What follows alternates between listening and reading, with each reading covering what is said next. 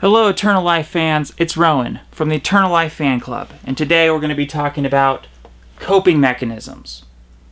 So in the movie Memento, there's a scene where one of the characters says, "So you lie to yourself to be happy. There's nothing wrong with that, we all do it." So you lie to yourself to be happy. There's nothing wrong with that. We all do it.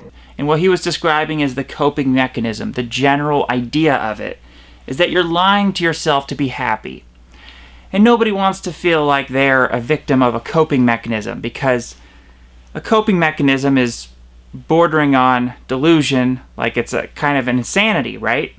It's not being grounded in reality. So in a philosophical debate, if you can make it look like your opponent is falling for a coping mechanism to feel better, then you've really done a good job discrediting them, right? If they're being controlled by a delusion or whatever, a coping mechanism, you can't really trust their information, right? So a lot of atheists throughout history have pointed to religion and saying, hey, look, religion is the biggest coping mechanism of all. Okay, we've heard the saying, religion is the opium of the masses. And what they're talking about is the idea that how people are using religion to cope with death, okay? It's that idea that if there's a religion, if there's God, and there's a heaven, that's an awfully comforting thought. It seems too convenient, seems too nice, too good to be true, right? It's a coping mechanism that people can use to comfort themselves with death, because if there's a heaven, that means they're getting to live forever in a heaven. It's like this big, fantasy land. So that's the way atheists have, throughout history, portrayed religious people. And I would say that they're right. That is a coping mechanism. Let's be real about that. And depending on someone's, take the religious person, depending on their confidence, how confident they are that there's a God or a heaven, it can reveal how much they're coping. Like, if they're extremely confident that there's a heaven and a God and they're going to heaven and everything, that is indicative that this person could really be suffering from a coping mechanism. Because why would you be so confident? That level of confidence is unreasonable, it seems. And if you have an extreme amount of confidence, it would seem like you're just coping, like you're deluding yourself so that you can be happy with death because you think you're going to heaven and everything. So there's that. But if you're a religious person and you're not very confident that there's a heaven or a God or anything, and you're this agnostic religious person, basically saying, look, I'm an agnostic, I don't even know if there's a God, but I happen to believe in a God, but I'm just not sure, and I'm still afraid of death, that would be indicative of someone doesn't have much of a coping mechanism. And I would put myself in that camp, okay? It's like, I do believe in a God, but I'm really not confident at all that it's true. It's just more of something that I hope is true, and it's like I'm crossing my fingers and wishing and hoping that there is a God and stuff. But it's plainly obvious that that is the more comforting idea, is that there's a God, right? And just because it's comforting doesn't mean it's not true. So something can be a coping mechanism, but it doesn't mean it's not true, okay? It just so happens to be a comforting thought, and the comforting thought might be the real one. So it really has no bearing on whether it's the truth, like if something's a coping mechanism. But let's talk about the coping mechanisms of atheists.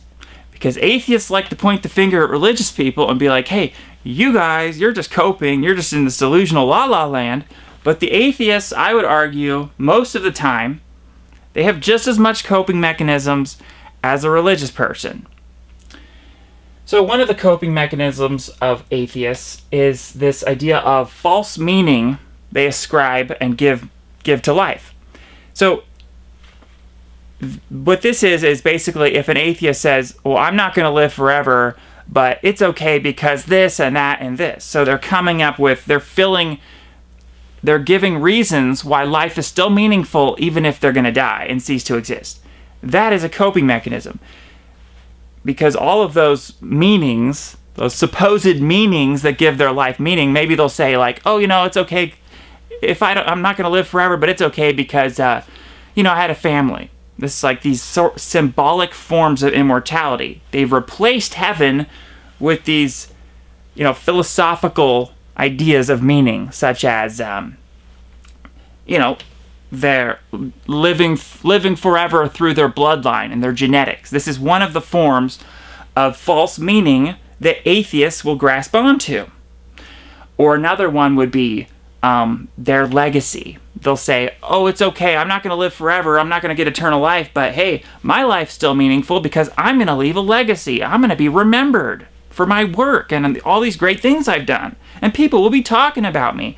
This is another one of the false meanings. This is a false sense of meaning. So what they're doing is they're pretending like their life is still meaningful, even if they die and cease to exist.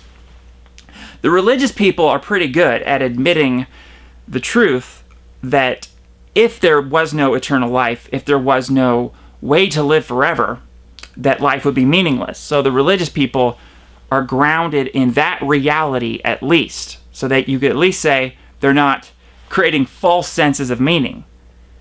You might say, yes, they're coping by thinking there's a heaven and all these, this God that's going to protect them and save them and everything. You could definitely say that's a coping mechanism, but you cannot accuse the religious person of creating a false sense of meaning.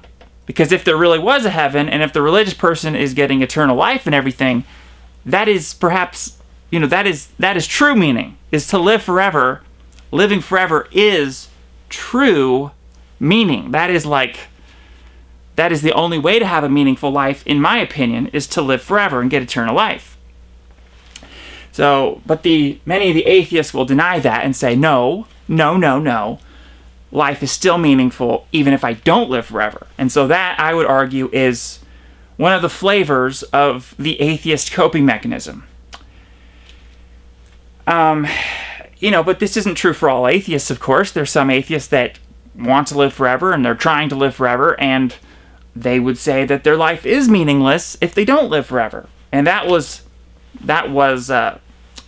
my brand of atheism. When I was an atheist, I would say, I must live forever or life is meaningless. So yeah, but many atheists are going to fall for this false sense of meaning, okay? They're grasping onto it. Hopelessness is another form of a coping mechanism often found in atheism. And these would be the nihilistic atheists who say, basically, they've said living forever is impossible. The heat death, the universe is going to happen, and when that happens, we're all going to die. And so, don't have this, they would say, losing all hope is freedom. This is that idea in Fight Club.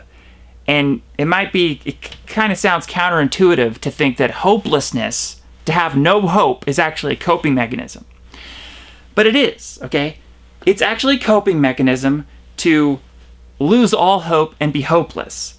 Because then there's a kind of pain associated with being hopeful of something. Because if you're hopeful of something, in this case eternal life, if you're hopeful that you might live forever, but then you're having to admit, oh gosh, I really want this eternal life, but I might not get it.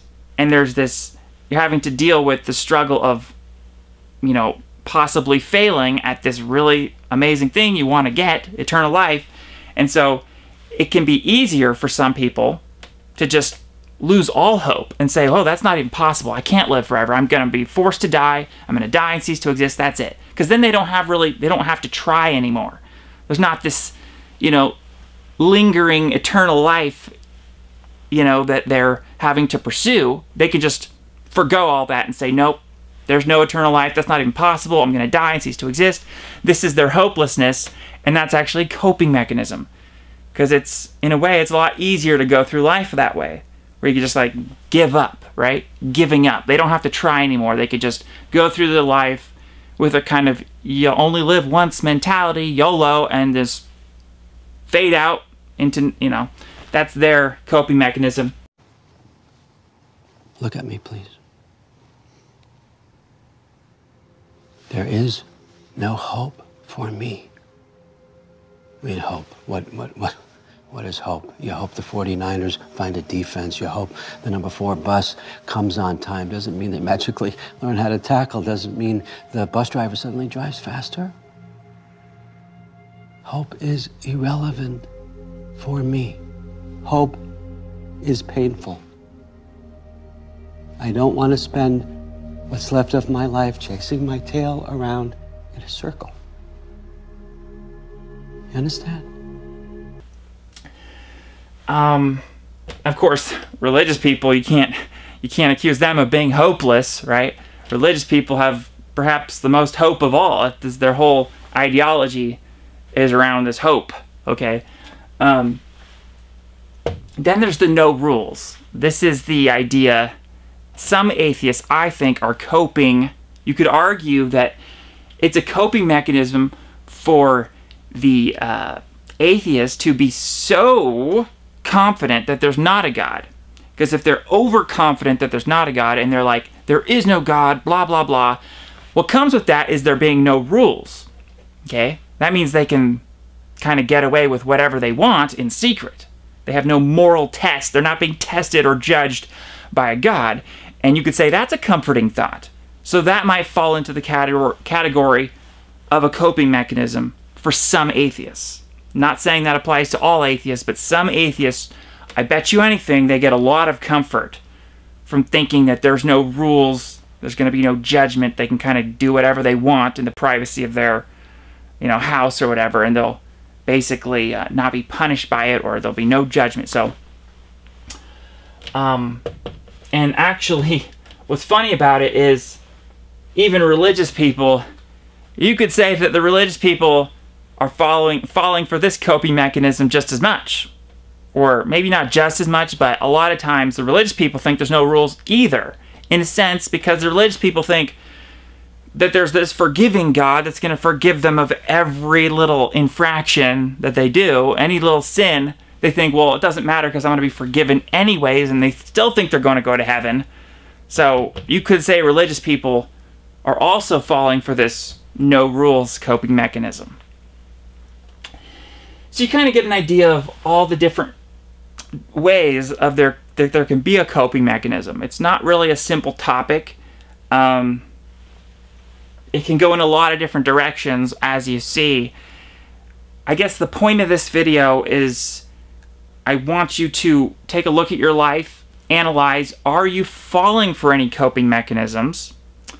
Also, I want you to get the idea that whether you're religious or not, whether you believe in God or not, chances are you are falling for a coping mechanism. It's just a human thing. We always want to imagine the best, and human beings are very prone to having coping mechanisms because life is terrifying, life is scary. There's this death, there's this horrible things, and there's no certainty, there's no really guarantee that you're gonna live forever. And so human beings naturally can gravitate in towards coping mechanisms just to kind of survive, just so they don't go insane, completely bonkers, okay?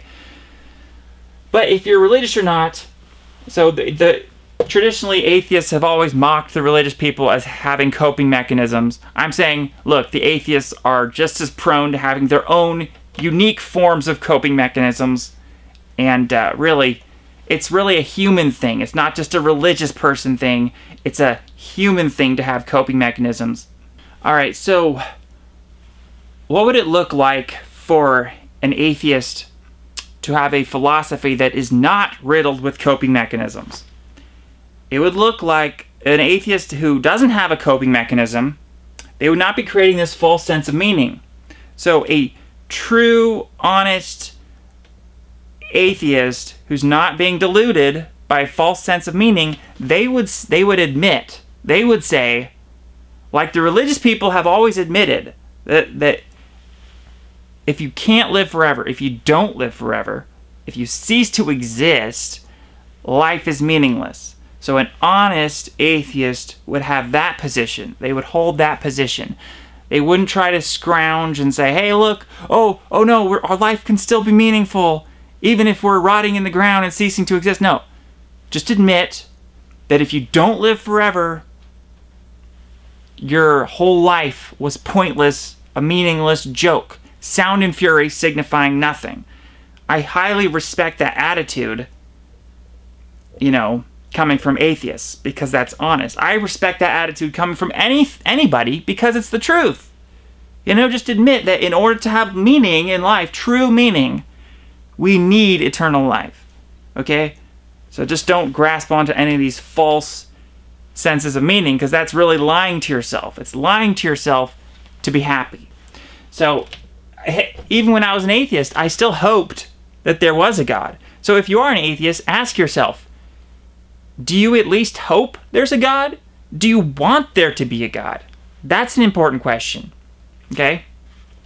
Because if you don't even hope there's a God, or if you don't want there to be a God, that to me indicates that you might actually want to be hopeless. You might want to be hopeless, so you might be falling for this kind of, you know, nihilistic coping strategy that a lot of atheists fall for. But if you want there to be a God, if you want there to be eternal life, even in a godless form, just eternal life through transhumanist technology, that would indicate that you don't want to be hopeless. You want to have hope, and that would be a good thing. That shows that you're not falling for this coping mechanism. Also, I would say the same thing with the no rules thing. So if you're an atheist, but you want there to be a God, and you'd be willing to live in a, you know, celestial North Korea, where there's this divine dictator God that's going to judge you and everything.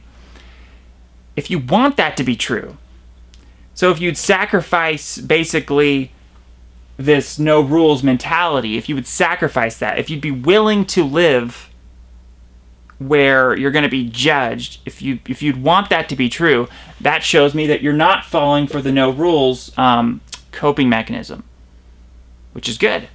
So that shows so basically what I'm getting at is there's a way to be an atheist where you're not falling for any of these coping mechanisms. Okay? Because you can be a God-fearing atheist who wants to live, who wishes there was a God, even if that God's going to judge them. Okay? That means you're not falling for that strategy, coping mechanism.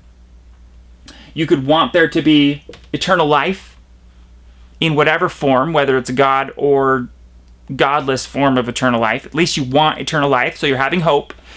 And then you might admit that you might not be grasping onto any false meaning. Meaning you might admit that if you don't live forever, your whole life was meaningless. In that case, you can be an atheist but not fall for any of these coping strategies. That would be awesome. That's a good thing. I would also argue you can be religious and also not fall for any of the the main coping strategy of religious people, which is heaven. So how would it look for a religious person to be religious and yet not be falling for a coping mechanism?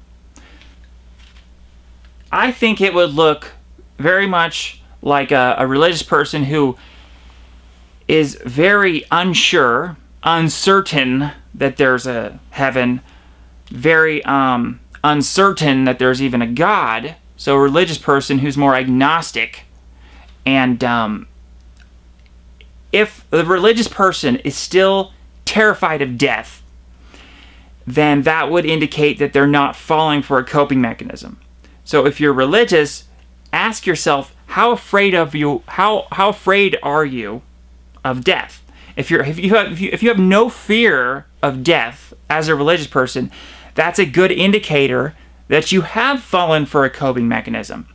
If you're religious but you have a tremendous amount of fear of death still, then that's more indicative that you haven't fallen for the coping mechanism. Okay, so you're not using religion just to, you know, quench your fears of death. That's about it. Thank you, and may you live forever.